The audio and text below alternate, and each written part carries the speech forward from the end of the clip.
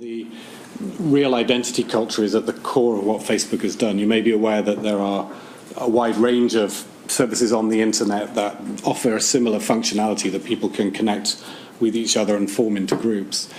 We believe that Facebook has been so successful precisely because it has enforced very robustly a policy that says if you're coming on the platform, you must present yourself as yourself, so that when others engage with you, they can have a reasonable confidence that you are who you say you are. And that means that people typically have 100 or 200 connections of people they know in the real world, and a much richer engagement, we think, than they would have on, say, many of the other spaces in the internet where you're talking with people operating under pseudonyms, made-up names. How do you know?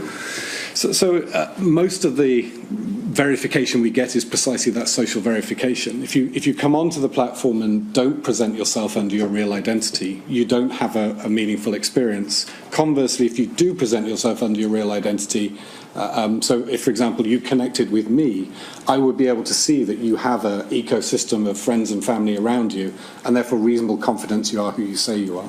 If you had no friends at all, or simply a random set of friends, then I would have a lot less confidence that you were who you said you were. And do you have mechanisms available to you? I'm not going to ask what they are.